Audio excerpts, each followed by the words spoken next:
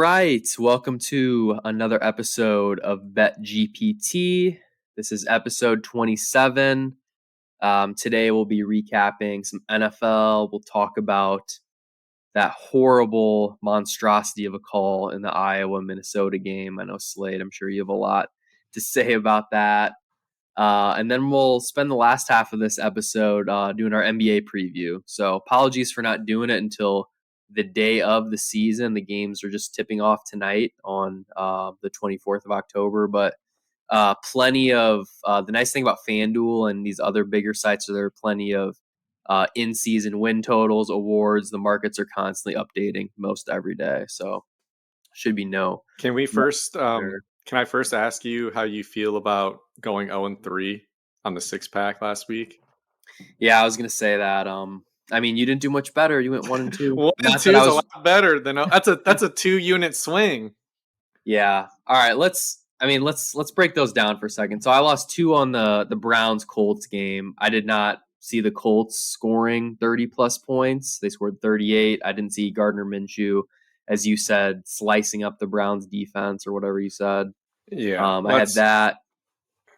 What? I was gonna say, let's just make a rule. We'll never bet on the Buccaneers, the Browns, or Brock Purdy ever again. Because I think between those like 3 teams, we're like combined 0 for 10. Yeah, I think we just have to stick with the old reliable, which is the Iowa under. So that was our hit. We lost on the Packers -1. Jordan Love is a horrible quarterback, and he is probably bottom 5 in the NFL, to be nice. Yeah, Bill Simmons said that he's below Desmond Ridder, which I didn't know was possible. Well, yeah, it is now. Yeah, I don't know. Bucks -2.5. They had all the chances in the world, to take that lead. They could have won by 3, and Baker Mayfield.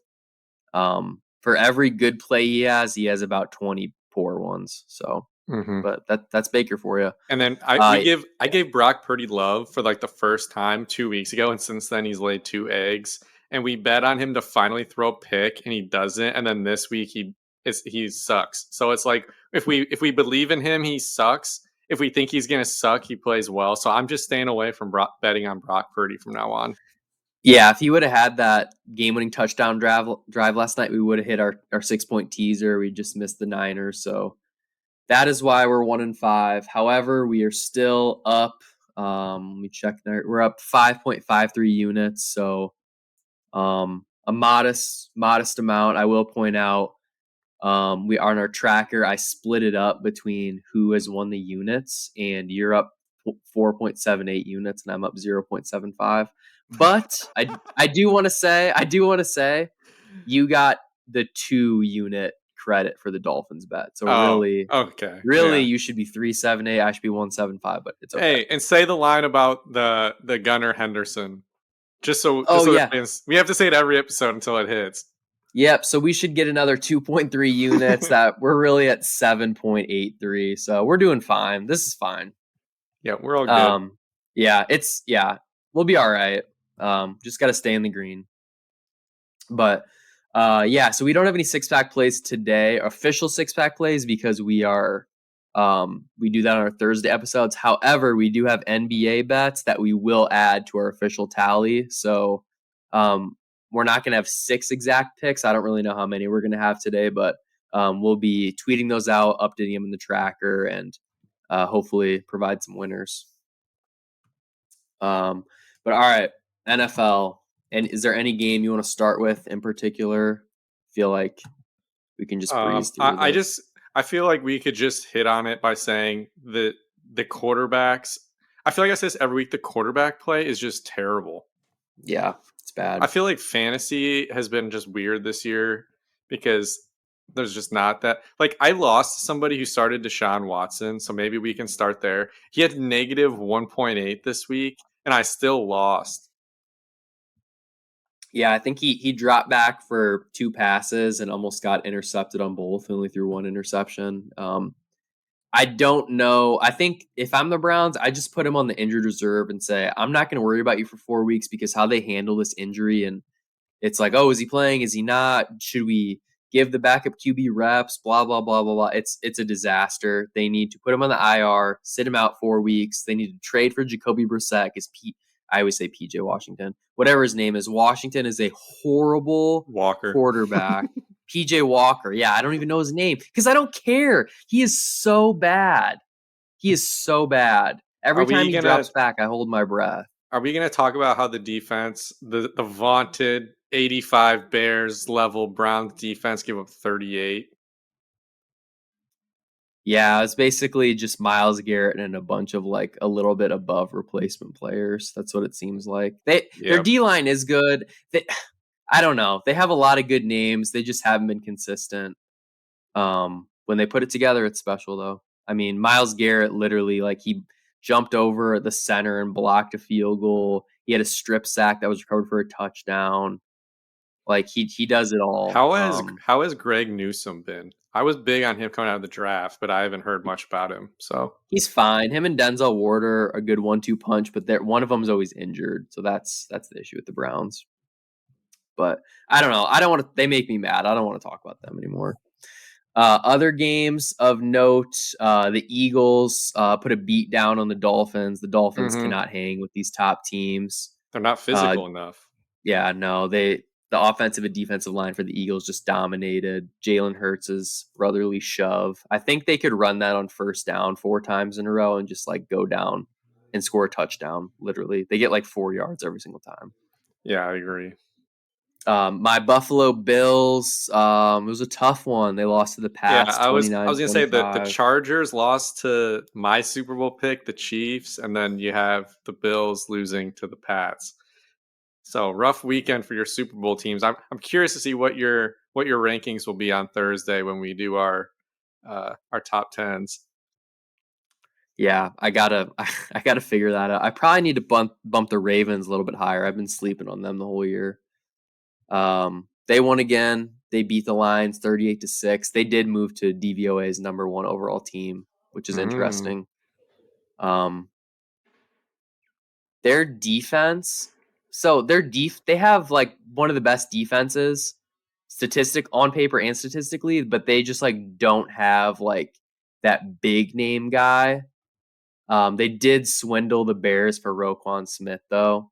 Do you think Roquan has any chance at winning Defensive Player of the Year? Have you gotten a look at that? Um, I feel like the Ravens would have to make a run, but I don't think so. I feel like that award He's always goes to edge rushers now. He's still a yeah, middle linebacker. It's still not one of the more valuable positions on the field. that's the thing. It's like he's 100-1, but he's the best player on quote unquote the best defense right now. If they're still the best defense at the end of the year, he has to at least be in consideration, but he needs more stats. Like he's gonna have the most tackles, but he's not gonna have like interceptions, or he needs like a bunch of forced fumbles, which probably isn't gonna happen. Um, Bears law or no, excuse me, Bears won. I'm so used to saying that. I'm uh, not gonna make fun of his name this time because I know you don't like it, but Brisker, I heard he got hurt again. Is that true? well, he's been playing through an injury, so he gets banged up for like 3 plays and he comes back in Okay. because he's got grit. He plays through injuries that Browns players would be out for a month. Probably. Other notable Um, games: Steelers somehow won again. I have that team is not good, but they're four Dude, and two. that's why I told you last week. I don't bet on them either. Cancel. We're not betting on them. Not because I lost money betting on them, but because they're the hardest team to figure out. They're frustrating for their own fans and for the teams they play. They're Yeah, they're just weird. I don't want to bet yeah, on them. yeah. Okay. That pretty much covers it. I don't know. It was a crazy week, but Tyson Badgett, aka Teabag, he looked like Alex Smith. That's what I thought when I saw him. I was like, this is like Alex Smith Jr. back in his Chiefs days, but I don't know. He had no tape, so and he didn't really do anything. He just checked the ball down. It was kind of fun. It was kind of did you fun to know? see them just run the ball down someone's throat, Did you though. know he won the 2021 D2 Heisman?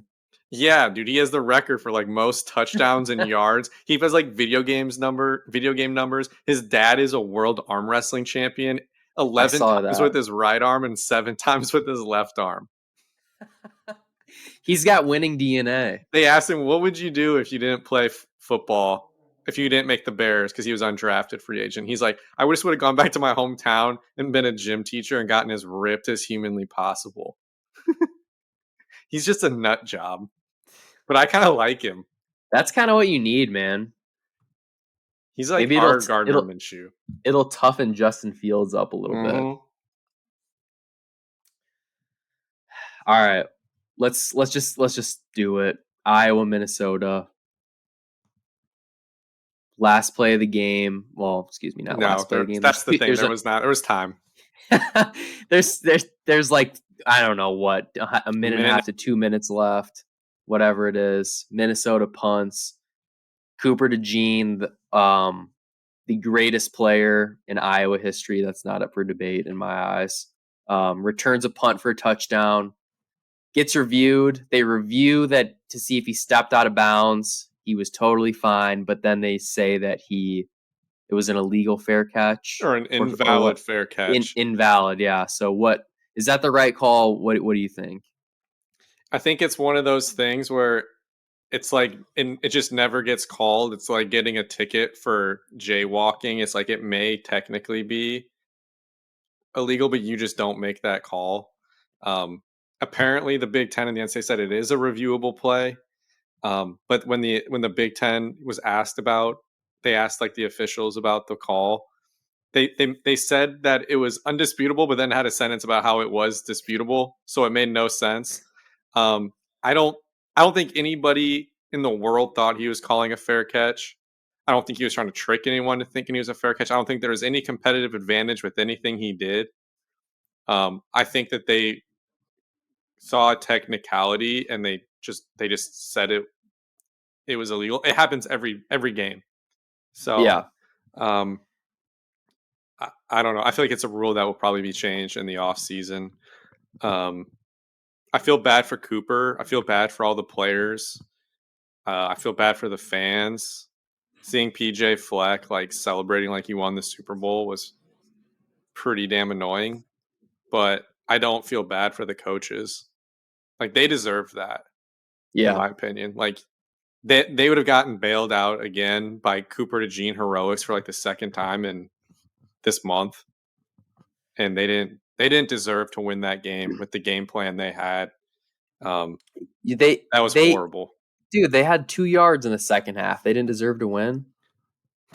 And my favorite is everyone's like it's complimentary football. This is what Kirk does. 3 turnovers. There's nothing complimentary about when you have more turnovers in the game than you have yards in the second half. There's nothing complimentary about it. That's just insulting to your fans' intelligence. That's just feeding them a bunch of bullshit.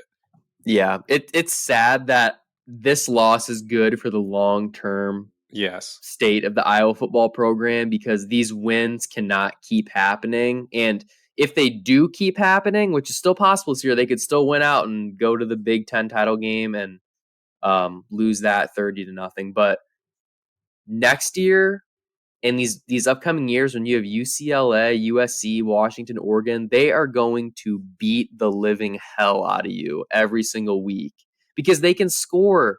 They can score 20 against any defense. It doesn't matter how good the defense is. They're gonna Right. score a couple touchdowns and a field goal. Like Yeah, and newsflash, Torrey Taylor's gone after this year. Cooper DeJean is gone after this year. The the like I'm sure Iowa will replace them with someone who is good at returning or someone good at punting, but you have the best punter in the country with the best return man in the country and also the best gunner on your punt team in the country in Cooper who downs the punts. Like the idea that you're going to flip the field like this for forever or have a top whatever defense every single year is not it's not possible. Scott Dochterman of The Athletic wrote that winning ugly and without offense is unsustainable and the enemy of progress at Iowa. I couldn't say it any better than that. It's yep, I don't know about you, but I have a hard time believing that Deacon Hill is the best quarterback on the team, even without Cade McNamara. That's why when Kirk was asked about all that stuff about like, did you think about making a change? And he was like, what, during the game? Like just being an asshole about it. Like, dude, Deacon Hill is ranked 160th out of 160 on PFF for qualified quarterbacks. He is thrown in his since he's taken over as starter, he leads the country in turnover worthy plays. So if your whole offensive philosophy is to not lose you the game, which I have a problem with in general, but if that's your philosophy, then how the hell can you run Deacon Hill out there? You're telling me that the guy we saw in the bowl game, Joey Labus, is worse? I would rather see Marco Lanes, the true freshman, play because I know he's at least a little mobile. I know he hasn't been brainwashed by this coaching staff long enough yet. Just Dude, tape out on Deacon Hill now. if I'm Marco Lanes, I'm like offended that I'm not even like being Yeah. considered right now. How poorly do you value my Yeah. skill? Like there's people saying like why have Labus and Lanes not just hit the portal yet if you can't get playing time ahead of this? I mean, Yeah. this is the worst offense I've ever seen in my entire life. And you can't see the field? I'd be like, what do I need to do to see the field? How can this offense be complex? It's not. Every year it's like, oh, Iowa's offense is so difficult to learn. The defense knows the play. They know the play before we snap the ball. Oh, it's frustrating. It's not the offensive line's fault. I feel bad for giving them shit last year a little bit. I mean, I don't think they were good last year, and they're probably average-ish, maybe a little above average this year. But it's hard when there's plays where they were stacking the box so much they were outmanned, and they were still trying to run the football against like 10-man fronts. Like just not even giving yourself a chance, not giving your offensive lineman a chance. No offensive lineman can look good when they're outnumbered and when the other team knows the plays and when you quite frankly just don't have much talent around you. Like Deacon Hill, a couple of his sacks were on him. I mean, he held Yeah. the ball for 5+ seconds. Yeah. The defense is good though. They're awesome. I love our two phases. The two-phase bus is still going strong. My Twitter mentions were a little quiet. I don't know about yours, but I don't know. The Yeah. whole punt thing was going to be used as an excuse now. It I, I have some good news for the listeners in regards to Iowa football. So while the future doesn't necessarily look bright, I did some digging, and Cooper DeJean's younger brother, Jax, spelled with two X's, which is pretty sick. Jax DeJean, a couple weeks ago, had a game as a true freshman on varsity. I guess true freshman. He's a freshman playing varsity football. 6 catches, 90 yards, 2 TDs, 4 carries, 36 yards, and then also had an interception on defense. I mean, Oh you just hell yes! offer him. We got another one coming. So If he even wants to come after this shit show, his other go they ahead. have a middle brother too, Beckett DeJean. He's playing at South Dakota right now. So I also have some good news for the Iowa fans or listeners to this. They have a bye week this week, so we don't have to watch any bullshit. And we're only gonna score like 6 points less than normal. I was gonna say this weekend we're gonna have two less yards than the second half of last week's game. The greatest slow on turf is not playing this week. So Iowa hasn't given up a touchdown in 3 of their last 4 games, and somehow they did not win all 3 of those games. I don't know how they're going to score points the rest of the year without making a change at QB. Like this idea of them, I mean, the 11-1 is obviously gone. I'm not convinced that they win the 3 of the next 4. All right, rapid fire. Just give me a percent chance that I'm going to say a statement and you tell me if it happens. Percent chance that Iowa wins the Big Ten West. 51. Okay. Percent chance Iowa wins the Big Ten. 1. Percent chance Iowa wins the national championship. 0. They're not even eligible anymore. If they win out, they could make it. Yeah, this team. Yeah. Well, I don't know if I have anything else but Iowa. But speaking of teams with losses, are there any teams with a loss? I know you kind of like Bama, but are there any teams with a loss that you think have a chance to still not just make the playoff but win the whole thing? Well, I thought it was Texas, but now that Quint Ewers is down with an injury, it's kind of hard to trust them. Just pulling up the odds here. Um, we have Michigan plus 250. Them and Georgia are both tied, which I think it's probably accurate. Michigan's Yeah. trending up, Georgia's trending down. Ohio State at plus 700. Same with Florida State. And then there's a big jump to Washington, Oklahoma plus 1300, Bama 1400. How about Oregon at plus Yes, 2800? that was the team I was gonna say. We didn't plan this, but I think Oregon should have won in Washington, if I'm being honest. Like And did you? I'm sure not a lot of people did, but did you stay up for that Washington game? They barely won this past week. I They I beat didn't Arizona stay up State for the whole 15 to thing. 7. Yeah, I didn't stay Yeah, up for the whole thing, but Penix lost the Heisman. I was surprised to see they are still at 5 after that, but I guess you can't drop them below Oregon, who they just beat. I would probably, yeah. but and then Oklahoma struggled too with UCF. I think Oregon could actually win the whole thing. Um, Obviously, they would probably need to run the table, including winning the Pac-12. But I think they could do it, and I think out of all those teams with one loss, they're the only team that I think could get into the Final Four and actually truly win a game. Because I think Texas could, but yeah, like I said, it depends on how Quinn Ewers is looking. I don't think Bama's just that good this year. And Penn State, no. Oregon State, Mississippi, Utah. I don't trust any of those teams. Missouri is 7-1. Did you know that? Yeah, and they just barely lost to LSU. They're putting up points, man. And they have two of the top 5 recruits for the next year's class. One's a You wide see receiver, one's a defensive lineman. you see who they're playing this weekend? Georgia. That'll be a good Yep. test to see. That'll be a good test for both teams. Sadly, I don't. It's probably not going to be as good of a game as we want it to be. I'm not sure what Right. the line is. Let me take a look at that. Because I mean, I technically, if Missouri won that, they would probably go to the SEC title game because they they would both have would. one loss and they'd be tied. They would still have to beat Tennessee, but um, yeah. Let's see. Do they have a line out for that game yet? It's not up right now. It's weird. I'm not seeing it. Oh, I think that's On 2 weeks for way. oh, I think they have a bye. okay. Yeah. Yeah, you're right.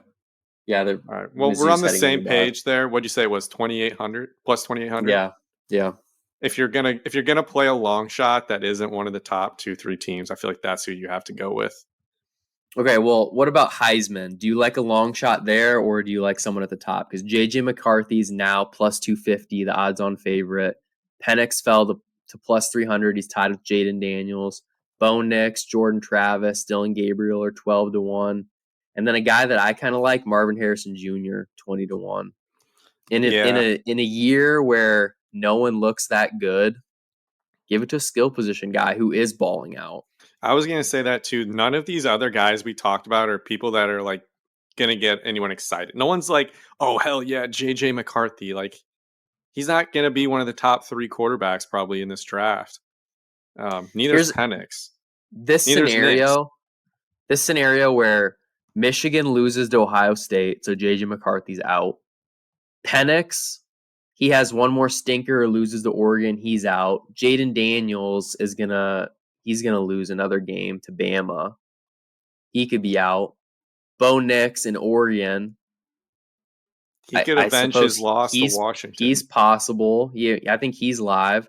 Jordan Travis 12 to 1. I don't know a ton about Florida State. I don't know if I buy that they're that good. I don't know if No. they're going to go undefeated. I think he's been a little banged up too. Yeah. Drake May is basically out, no really fault of his own, but his Yeah. teams just isn't very good. Yeah. Um, And then Dylan Gabriel, look, they did eh, not play well at all against UCF this week. yeah, I don't know why he just doesn't get me excited. I would go with Marvin Harrison Jr. I think Jaden Daniels has a path. I would say he's live, but I wouldn't say it's my favorite path because that path includes beating Alabama. he would have to beat Alabama and then have a really damn good SEC title game and a loss. Yeah. Yeah. He'd have to throw for 300 yards and a couple touchdowns. But And that's a lot to ask. the Marvin Harrison thing, though, like his stats right now, he has 42 catches for 766 and 6 touchdowns. Just comparing that to Devontae Smith, who won in 2020, he had 98 receptions for 1,500 yards and 17 touchdowns. So Yeah. I feel like we it's, maybe missed the Marvin Harrison Jr. boat by 1 week because he definitely shot up after that Penn State game. JJ yeah, McCarthy went up a lot, partially because he played well, but also because Penix dropped. I mean, Michigan still hasn't played anybody. So I don't know. If he's one stinker away from everyone just being like, oh, everything up to this point was fluff. yeah. Well, we're gonna find out. I mean, they got Penn State in a couple weeks, and then obviously Ohio State at the end of the year. So if they keep winning, he'll probably win, but we'll see. Do we want to talk about Michigan cheating real quick? Sure. Yeah, I'll start. Let me start. Okay. Every single team steals signs. This is so blown out of proportion and silly and stupid. It literally means nothing. Michigan is not doing anything wrong. And even if they were, the NCAA is not going to impose any penalties this year. They don't have the power to do that. So Jim can just win the national title and then go be a professional coach for like the Chargers next year. That's my take on it. The only thing I agree with you on is that Jim is gone after this year. and maybe it'll be the Chargers, maybe it'll be the Bears. There's a lot of smoke there. I'm not saying I want it. I'm not saying Bears want it. I think Jim wants it, but that's a whole different discussion. From what I've seen, this is not looking good for Michigan, but a lot of this is actually in the Big Ten's hands, how they want to punish them. So my prediction is the Big Ten drags their feet on this and just kind of lets people forget about it. And then like this offseason, Harbaugh will leave and then they'll sanction them with something stupid. But they would be pretty dumb to like sabotage their own conference unless there's some really, really bad evidence that comes out. And it's not looking good. They're going to get in trouble. It's going to not be pretty, especially when Just you. just because there's one public Venmo, who cares? I don't No, understand why that's this is not such a what big they're deal. doing. They're buying tickets to all their opponents' games and having Yeah. staff go there and record their signs on the sidelines. You can't do that. How is that any different than when they show it on TV? They shouldn't be allowed to They show those don't. on TV. They show like one out of every how No, they many do. They're like, plays. "Oh, look, it's Kermit the Frog and Yeah, this and it's a little this. Look at that." sign. They're not like sitting there videotaping. This guy is a ex-military intelligence down here, like decoding all this, and he makes 55K a year, and he's buying these like $800 seats every weekend on both sidelines. I don't know. This goes higher up than him to go to do some premeditated cheating. They're public tickets. I could go to the game and do the same thing and record, and we could break it down on Is Jim BetGPT. Harbaugh buying your tickets and you sending it to him and then he using it in the game? Dude, how funny would that be if we picked like a random team? It's like San Jose State. We went to every game and just exposed their game plans and just ruined it. We just like let it all out on a chat board just to do it. What would We stop just us from doing that? Nothing. Is we that would illegal? No. I mean, they're not getting paid by the staff to do it, I guess. They're also doing it for like every upcoming big game. But what's hilarious is that they didn't do it for TCU, clearly. They did it for Georgia and like all the other teams, but not TCU, and then they lose. Yeah, But we should do that and then just post all of our findings on a message board exactly. or something like that. But it's kind of crazy that the 2021 Iowa team could end up being um, the Big Ten champs after they vacate that Big Ten title from Michigan, because apparently they knew Iowa signs going into that game. I heard on the Athletic today. Not that why would you even do that though? You know every play they're gonna run anyway. So what does Yeah, it I heard matter? I heard that staffer fell asleep during that game. They didn't even have it anyway. They go take the night off. We're playing Iowa. Um, God. all right. Speaking of taking the night off, we should probably get into the NBA a little bit. The season kicking off. Yeah, so I guess I asked you for 3 things you're excited about. And I have 3 things I'm excited about. So while we're on this subject, I'm just going to start with my first one, if that's allowed. Do you want to name your 3 and then I name my 3, or what are we doing here? Yeah, we can go back and forth a little bit. We'll we'll do like a Okay. snake draft of things we're excited about. Okay. My first one is the NBA has quote unquote cranked up its efforts to curb load management this offseason, implementing a stricter resting policy that prohibits teams from resting multiple stars for a nationally televised game and in-season tournament contests. Any thoughts So on that? what are you excited for? The no resting, or the I'm play, excited or the in that the season best tournament? players are actually going to play in the games. Yeah, that's a nice foundation I'm for the asking league for a having. lot. Yeah. Yeah. I'm not excited for the in season tournament. I think that's going to be dumb. It's going to be like, are they going to pop champagne after that? They're going to look like idiots if they do. I don't know. That was one of the things I had on my list. 500K for each player, 200K for the runners up. Six groups of 5 teams every Tuesday and Friday in November. And then they'll take the 6 pod winners plus the 2 best records, and they'll do an 8-team tournament with the final 4 in Las Vegas. The best part, the championship game stats don't count for the regular season. That sounds sick, dude. If you win, there's no postseason like automatic bid or anything like that. You just get $500,000, which sounds kind of cool. So the stats don't count, but the games do matter. Like, there's the NBA Clutch Player of the Year. That's like an Mm-hmm. award we can bet on. If someone hits a game winner in the finals of the play-in, is there more weight on that than a random regular season game? That's a good question. I mean, I'd still give a shit. It's a 300K difference between winning and losing. I guess. I mean, I know these guys are rich, but like the bench players might care. But If they're you're a not even rookie, playing. They're not playing. they're not playing in the championship of this. The rookies? They're playing Not like 8 minutes a rookie game. deals. Like if you're Keegan Murray and you're making like what is he making like 7 million? Hell yeah, I'm gonna play for an extra 300K that night. I'm trying to compare this to like a real adult job. I think that'd be like us all sitting in a room with our coworkers and like seeing who can like fill out an Excel sheet the fastest. And you get like a $75 gift card to like the grocery Yeah, it store is to kind buy of sad. steak or I was something. gonna say it is kind of sad that 300K to these guys is not motivating, Yeah. but I don't blame them. They probably make that every day. All right, you're up. All right. My number one thing I'm looking forward to is the playoffs. So the regular season, the regular season sucks.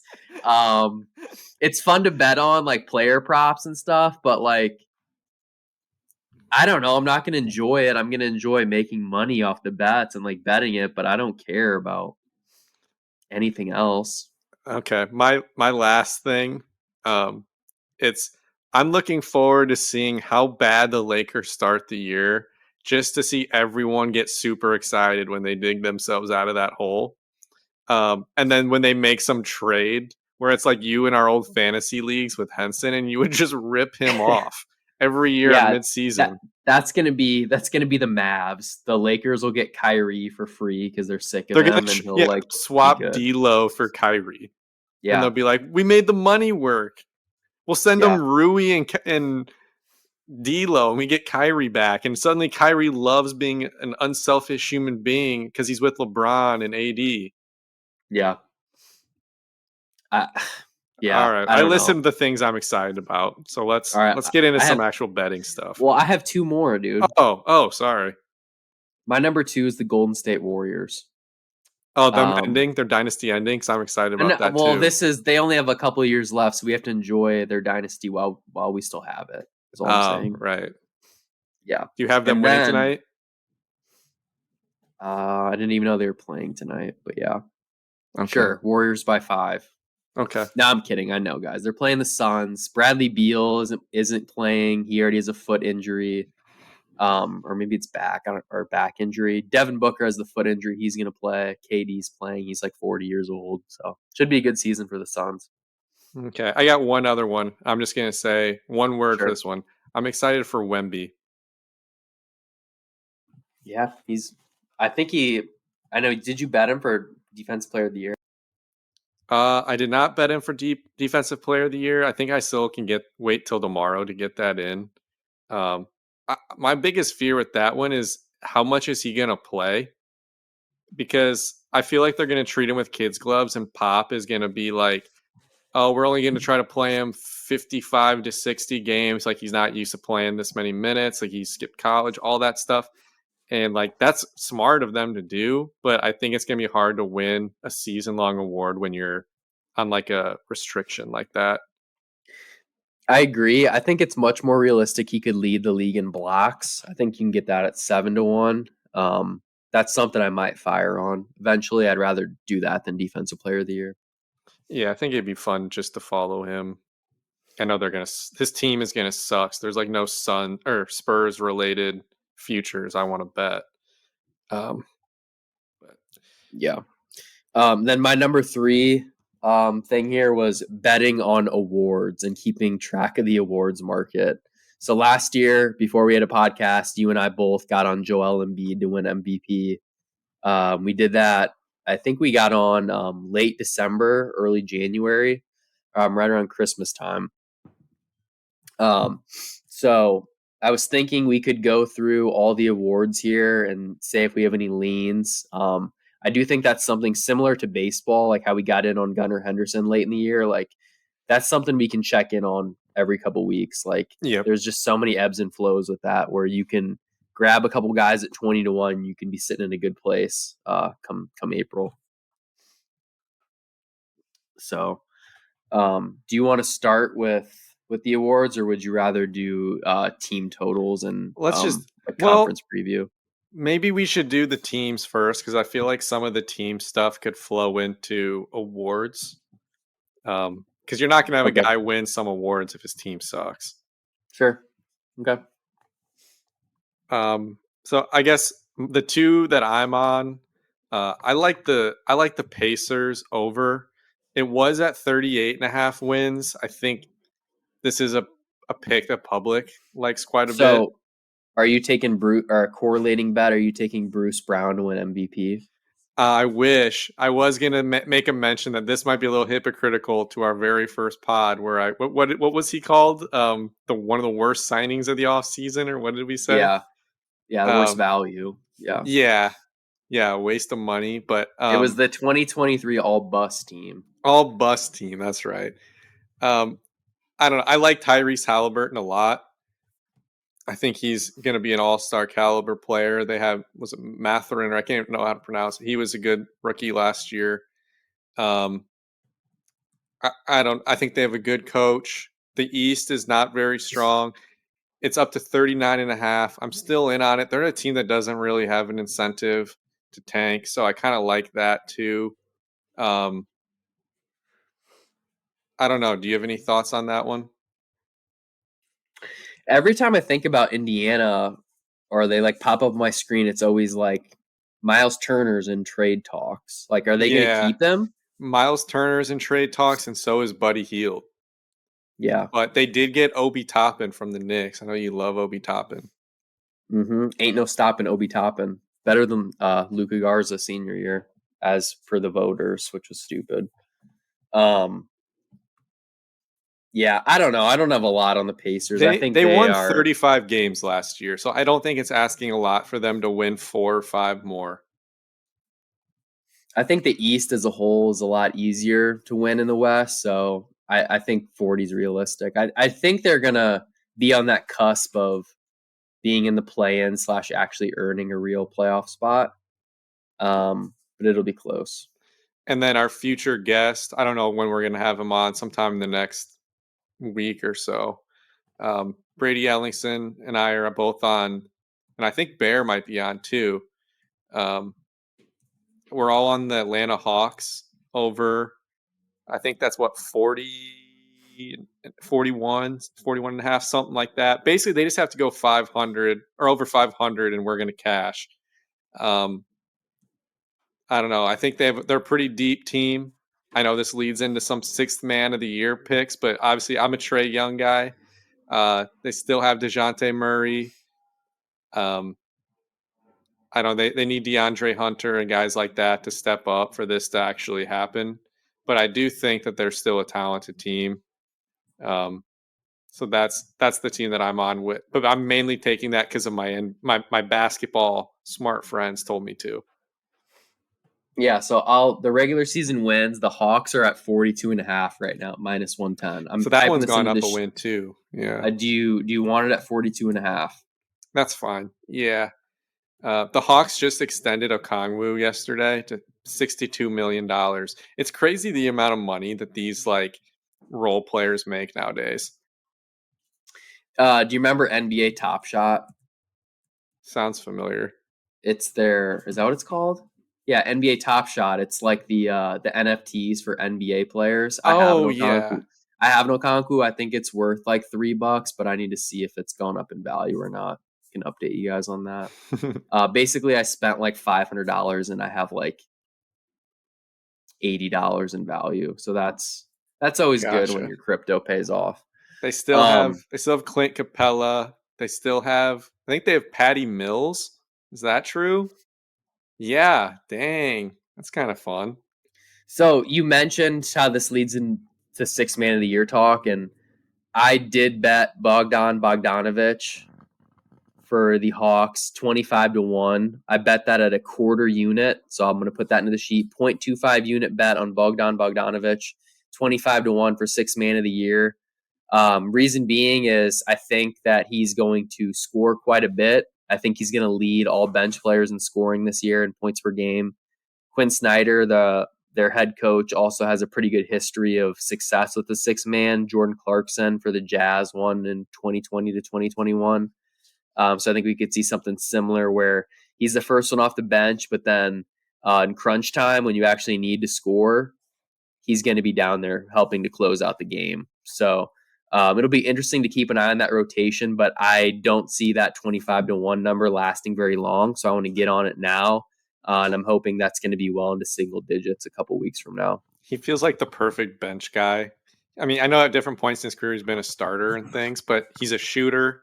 He kind of reminds me, he's like the perfect Hawks bench guy. They've always had like a Lou Will or a Kyle Korver. He just kind of fits in that mold. Um, yeah, the Hawks just seem like a regular season tryhard team. And so that's the other reason I kind of like both of our plays is that's just like what the Hawks do. It's just like win regular season basketball games usually. You can kind of buy low right now. Yep. No, you're exactly right. So I got Hawks over 42.5, Pacers over 39.5. You can grab those at FanDuel at minus 110. And what we stated at the top of the show is these in-season win totals are going to be up every day, if not, or every week. So keep an eye on that stuff too. And you can always hedge later down the road. I wouldn't necessarily advise that, but um, yeah, just something to keep an eye on. Um, so let's see, what else do I got? Do you have any more season long picks, or do you want me to do a couple? I'm done with my team picks. I do have All right. some awards, but if you have any other team picks, you can go Yeah, for it. yeah. I have three team picks here. My first one is Toronto Raptors over 36.5. That's a 1 unit play at minus 110. I think they're going to be good this year. They have obviously they They have Pascal lost. Siakam. I was gonna say they They lost have Fred Van Fleet. yeah, they don't need him. They got Siakam. They got OG Anunoby. I hesitate for a second because I was like, do I want to talk about the defense or the offense versus OG Anunoby can lock people down. Jordan Poole in the preseason, I know it's the preseason, but he just shot like 1 of 15 because he got locked down by him. Um, so Siakam, they got the Gary Trenton Jr., who is Slade like say is only 23 years old. I think he's coming off the bench this year though, but regardless, I think they're going to be in a good spot. They also have Scotty Barnes, who kind of I guess struggled last year. Didn't have that really big sophomore jump like we thought he was going to have, but I think he is a potential option for most improved player.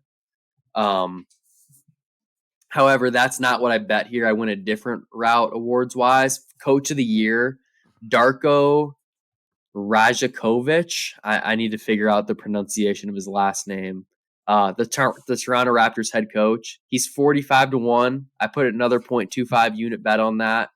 And I have my notes. Let's look to hedge later in the year. I think coach of the year gets a little dicey. Mike Brown for the Kings was like 100-1 last year for some reason.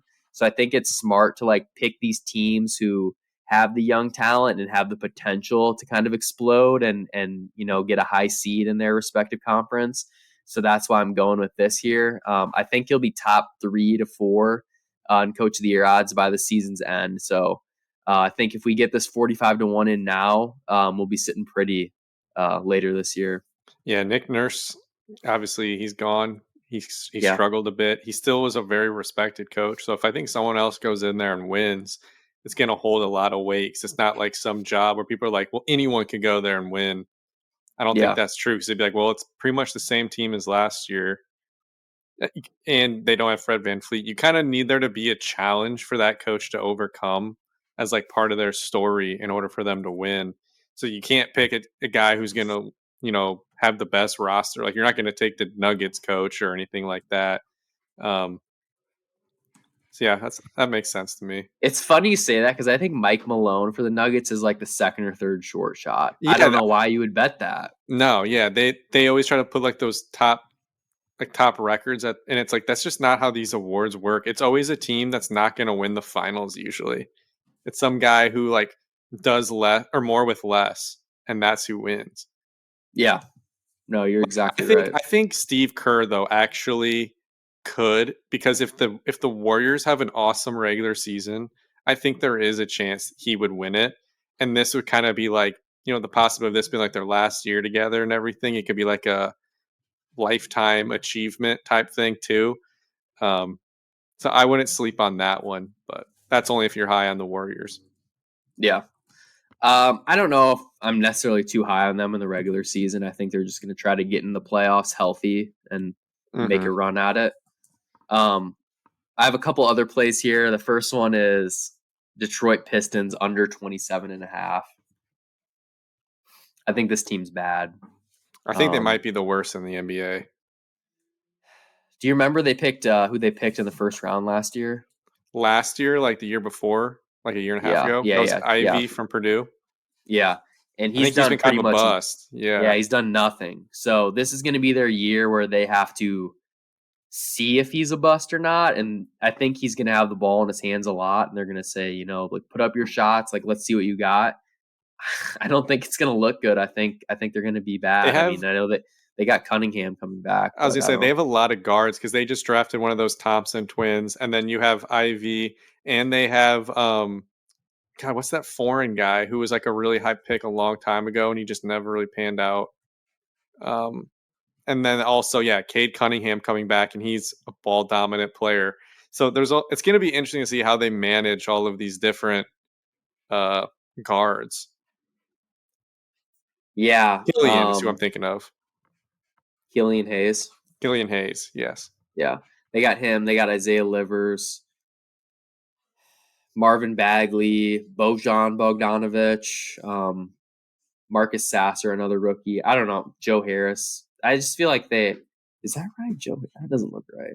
I don't know. It doesn't look good. Let me pull it up here. Yeah.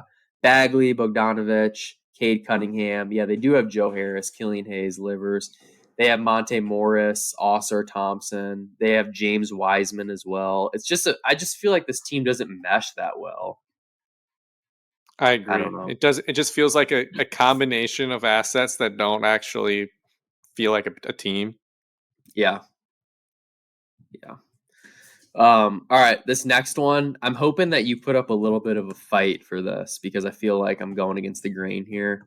I'm taking Oklahoma City under 44.5 wins. Oh no, Bill Simmons isn't gonna like that. That's what I'm saying. This isn't Bill Simmons fantasy land. This is real life, and you have to win actual games. Um, Shai Gilgeous Alexander is awesome. I think he's averaged like 30 Hmm. points last year, made the All Star team. Like That's great. I like him. I like the Thunder. I just do not think it's realistic for them to win 45 games. Their win total 2 years ago or coming into last season was 24 and a half, and now it's up to 44 and a half. When really, I think that they were just given the benefit of beating a bunch of tanking teams for Wemby last year. There's not Yeah. going to be those free wins this year because there's not a super insane Yeah. prospect coming up. It's just an average year. So That's a good point for the whole NBA season this year. There's no Wemby or even a Scoot yet. I mean, that can change when the college season starts, and we'll do our preview next week. But I don't think that there's really anybody that's going to have teams thinking about tanking until the last very end of the season. So that's a good point. yeah, and I just quickly looking up a 2024 NBA mock draft. Um, I not to say I'm an NBA expert or anything, but I don't even recognize any of these names. Number one, Ron Holland from the D League Ignite. I, Alexandre Sarr from Perth, Stephen Castle from UConn. I don't know any of these guys. I heard I was listening to a pod where they talked about it, and they said it's considered one of the like least exciting drafts in the last like decade. So I Wow. trust them more than I trust me doing some quick research. But there's Well, nothing to really get excited about right now. while it's not necessarily exciting prospect wise, it will still be fun to bet. I can promise you that it's going Hmm. to be awesome. And just a heads up for people like the NBA and NFL drafts. If I like have some like breaking news or something that I find out, like I might hop on and like do a quick 10-minute pod or something Check the just Twitter randomly. account too. We'll tweet Yeah, some check the stuff. Twitter as well. Yeah. Yeah. Things like that are gonna happen. Um but yeah, those are my three win totals. And then I have one more play I wanted to get to with it kind of piggybacks off like people loving the Thunder, like, oh, they're this young team. The young team that's exciting should actually be and is actually the Orlando Magic. I So I agree with think that. this team has a chance to win that division over the Hawks, in my I think the opinion. Magic are one of those teams that they don't have a superstar, but they have like 6 or 7 guys that individually are all pretty dang good. And in the East, like we mentioned, it's not going to be great. Obviously, a lot of that for them though is also staying healthy because you have Markel Fultz injury prone, Wendell Carter injury prone. They have a bunch of these guys who haven't been able to stay healthy, but I just think they're like one star player away. I don't know if that they'll pull off a trade or what their assets look like, but they just don't have that top 5, 10 player. But they have just a lot of really good young players. Well, you don't think they have a top 10 player until he wins most improved player this year, and that's Franz Wagner. I got him at 25 to 1. We're putting that on the official playlist as well for 0.25 units. Franz Wagner, 25 to 1. The formula for winning most improved player is to make your first All Star game. That's all you have to do, and Okay. it's I was going to possible ask, for him. what was his season like last year? Because I don't remember. Was he hurt? Did he not play well? Or he just didn't make an all star team? I mean, there's only like 12 spots to make the All Star team, and he was in his second year. Yeah, Last year, I he don't think he averaged. was bad. That's why I was thinking, like, for him to be most improved, I feel like he's got to be really damn good because he already Last is year, good.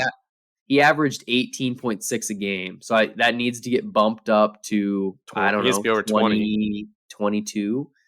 I just think he needs to make the All Star game, and it's possible, at least on the East side, in my opinion. All of the odds for most improved player are really long, which is good and bad. It tells you that it's literally can be anyone, but it also means that you could obviously get some good juice.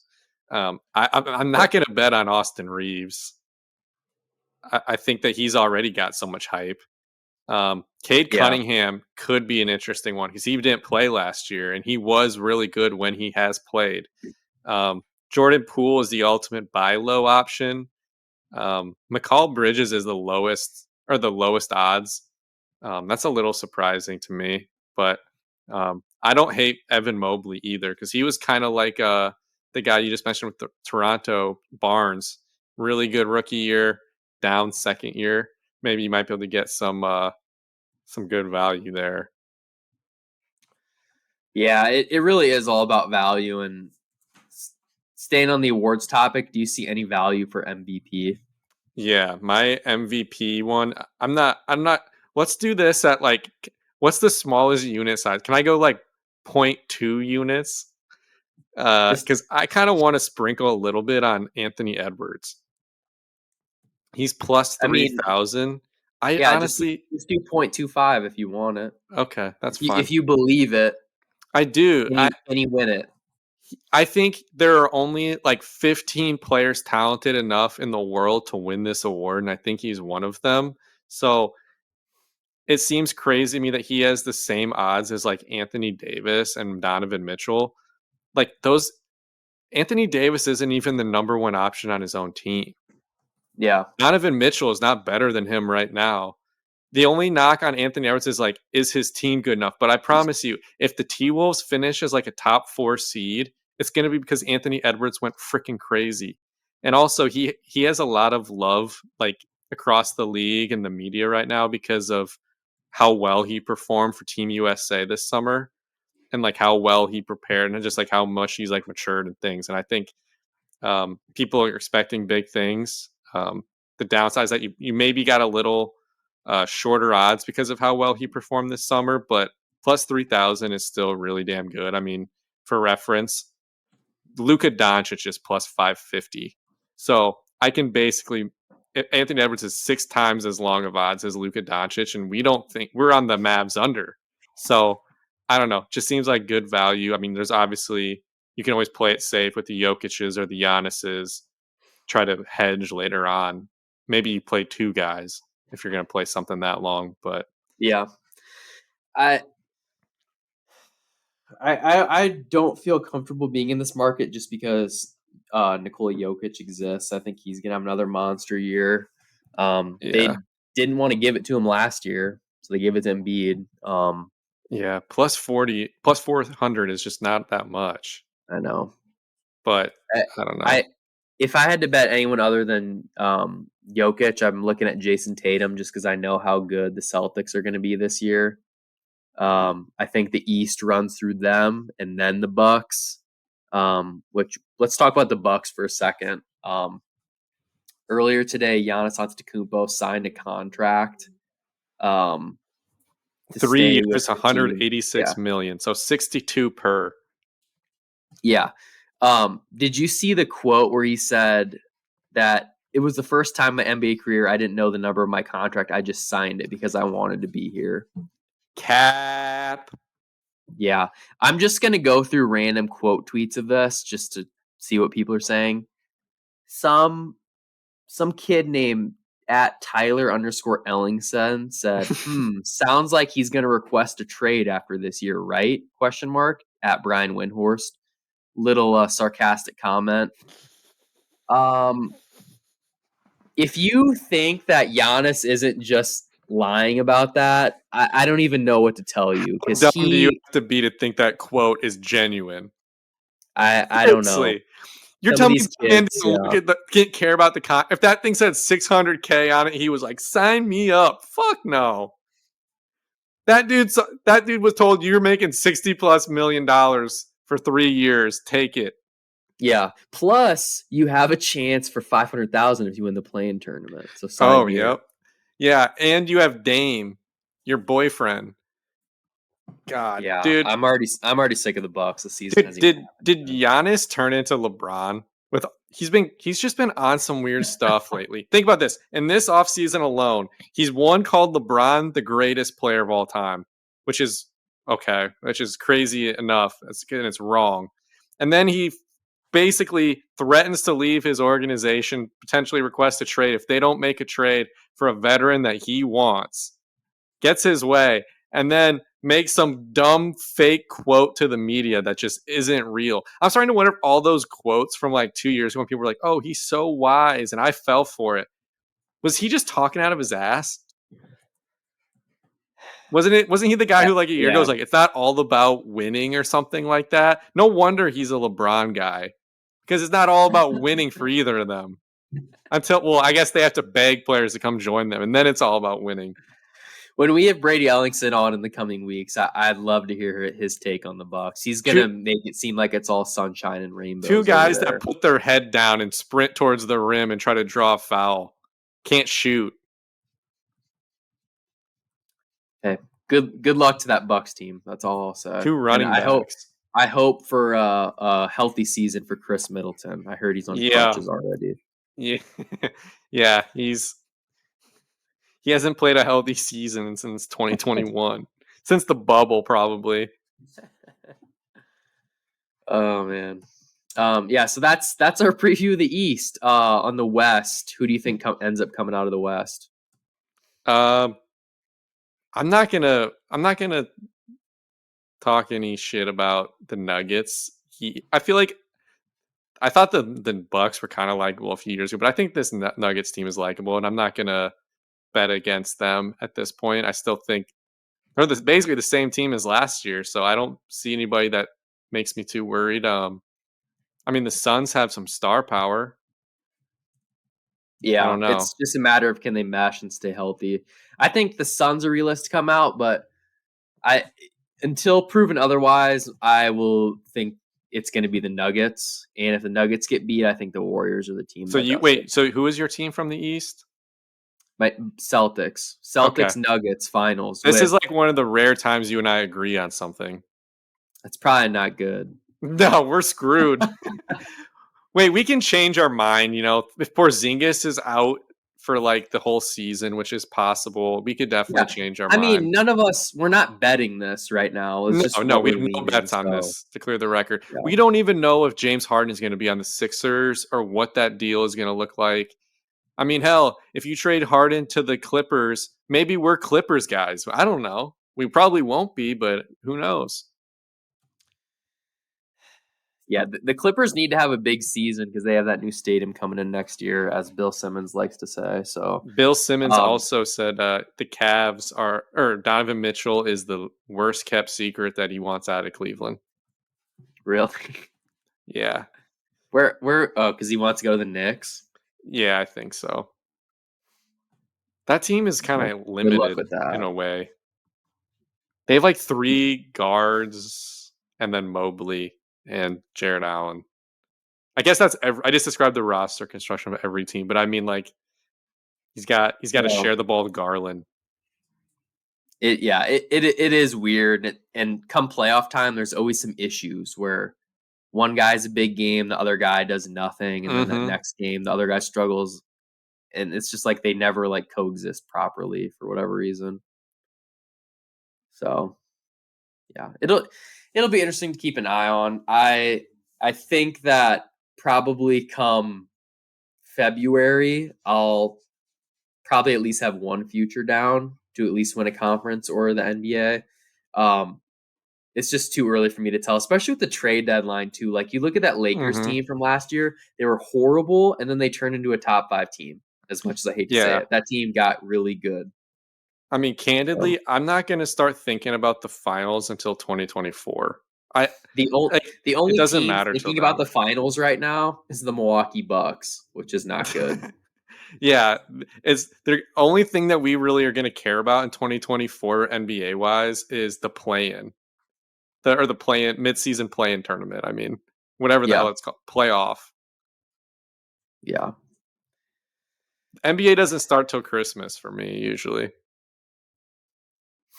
Yeah, I'm pretty much the same way. It's fun to have those games on. It's just not the same though as it used to be. Like I remember watching Kobe when I was younger and like trying to sneak away from like Christmas dinner to watch that. Now, I don't know, it's just not the same. Can we have an old head moment where we just say how annoying it is that no one hates each other anymore? These dudes are all buddies. They're all AAU friends. They all know they're all going to the same. They're probably hanging out after the games and going to dinners and clubs and stuff. Like, can these dudes hate each other? Can I see some beef out there? This is too buddy buddy for me.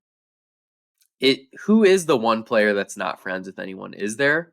It's probably just Jokic. Probably because he just doesn't care about anything. Yeah. I used to think Giannis was kind of like that. I don't think he is anymore.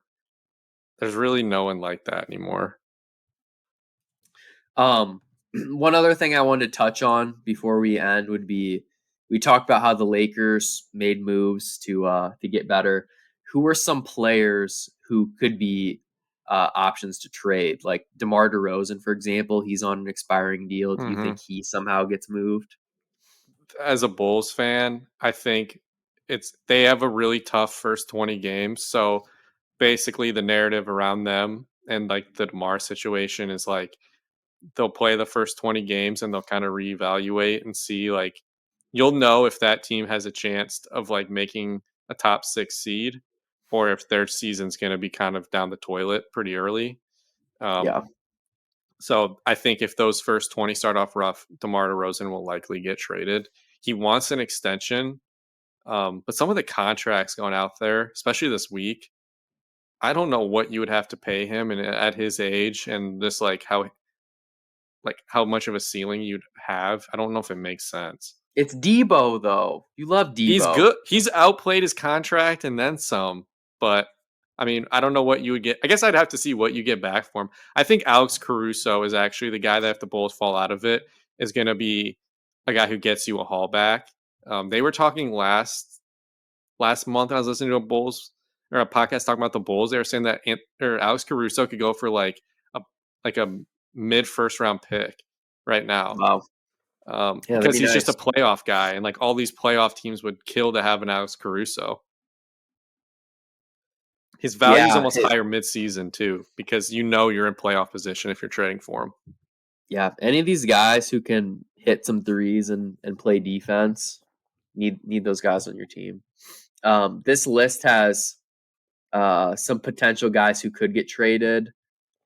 First one on here is Carl Anthony Towns. I think this has a lot to do with will he mesh with Rudy Gobert?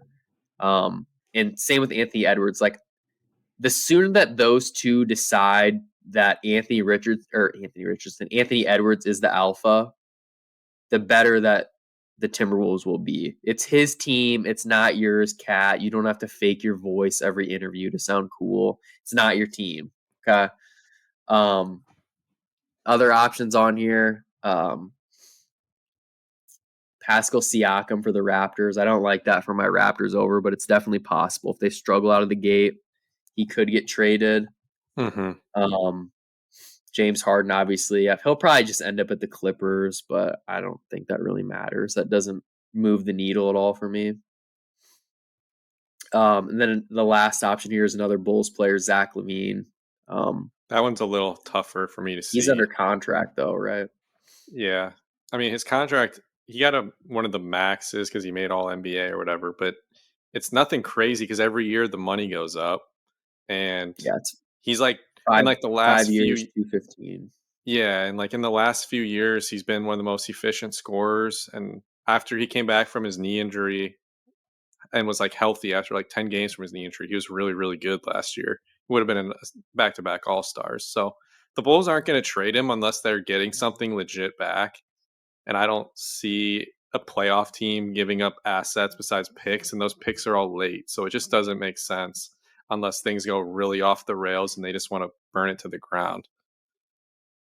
Yeah, yeah, I agree. Zach Levines don't grow on trees, man. No, they don't. Shout out Pure Sweat, trained by the Mhm. great Drew Hanlon. Um, all right. Anything else NBA wise? Are you good? No, I'm good. I Okay. need P Dub to have a big year. I need the Paw to have a big year, Patrick Williams. But um, that's that's it. That's all I got. It's probably not going to happen. Him and Kobe White will shoot like a combined like 32% from the field this year, but Patrick Williams shot um, 41% from three last year. Man, come on, he can shoot the ball. the only good athlete in Chicago is Connor Bedard. He is That's where we're at. awesome. We need to Oh have a whole well, podcast non-baseball dedicated here. to him. Yeah, non-baseball That related. would be funny. That would be funny. Speaking of baseball, so tonight we have Game 7, which is going on right now. Before the World Series starts Friday, we have the Thursday episode, obviously. So we'll do a dedicated segment on the World Series. I kind of want to bet Marcus Simeon to win World Series MVP of like 15-1. I might give that out. We'll see though. Corey Seager's like plus 600, but it's so hard to bet right now because you don't know if it's going to be the Phillies or the D-backs. If you really like it, though, Um, I would argue you want to do that now because if the Phillies win tonight, the Rangers' chances of winning the World Series go down a little bit, making it harder for them to win that series. Like you're not going to have an MVP for a team who loses. Um, I don't know. I feel like the Phillies would be more of a toss-up in that series than because, like, if it's the Diamondbacks, the Rangers are going to be heavy favorites. yeah, which hasn't stopped the Diamondbacks from winning. No, it hasn't. But Yeah, they no, were an that's a good 84 win point. team, which is just crazy. You know, the MLB, the owners are all rooting for the Diamondbacks, and the players are all rooting for the Phillies because they want that proof of like the team that spends money making the playoffs and making the the World Series. It'd be the Phillies and the Rangers, like the two big spenders recently. Otherwise, you're gonna have a team with like no payroll, a bunch of young guys who won 84 games and just snuck their way into the playoffs and winning the whole thing. That would just unmotivate every owner in the league. Yeah. Um, you don't feel that bad about the Cubs losing 6-7 from the Diamondbacks anymore, do you? They're a good team. No, dude, they were so hot at the end of the year. Remember at the end of the year, I was just like, dude, every single time Corbin Carroll's up the bat, I think they're going to get a hit. And every time he gets on base, I think he's going to steal second. And it was just like, they just seemed like they didn't lose. Like, yeah, they like, I was like, I did kind of take a shot at them when I said they won only 84 games, but they were awesome down the stretch too. So, like, Yeah. they deserve it. No, like you said with Corbin Carroll, like if Game 7 is a 1 or 2 run win by the Diamondbacks, I guarantee you Corbin Carroll singles, steals a base, and gets driven in with like By a 2 single. outs. Like Yeah. it's gonna happen. That guy's a maniac. If you So walk it's him, it's decent. Yeah. same with Acuna Jr. Those guys, they just produce so many runs. Do you know how much pressure it puts on a pitcher to know that if you walk somebody, it's a double? Yeah, it's a good That's point. literally what it is. Like if you walk them and you put them on base with no one in front of them, there's like an 80% chance they're going to take that base and it's not going to be close. Yeah, it's a good Puts a point. lot of pressure on a full count pitch. Yeah, these guys in the playoffs, pitching wise, they operate so much better with the bases clear or with a lead. Just any non-pressure situation. Once you start making them pitch out of the stretch, gets a little dicey. Mm-hmm. All right, well, it's been a good episode here. Broke down football. We have our NBA plays. We'll tweet them out, put them on our six pack play tracker. We'll keep an eye on Game 7 tonight. Maybe do some live tweeting of that. We'll see. But yeah, so we really appreciate you guys tuning in today. Do want to end the show with a special announcement. Slade is flying out to Los Angeles on Wednesday the 25th, so we will be having a in-person taping of BetGPT for this Thursday. So yeah, I'm looking forward to have my co-host come out. It's going to be sick, dude. I was thinking we could make like a fake TikTok of like someone could record us at the airport when I'm picking you up, and we'll pretend like They're you've been my paparazzi. co-host. No, Oh. you've been my co-host for a year, but we've never met, or we've just been like we've met through COVID, and we've just been like virtually doing We've been this. And we pen finally get pals. to meet. Yeah, we'll see if I can make that happen. But all right, anyway, enough of that nonsense. We'll catch you guys later. Thanks for tuning in. This has been another episode of Bet GPT.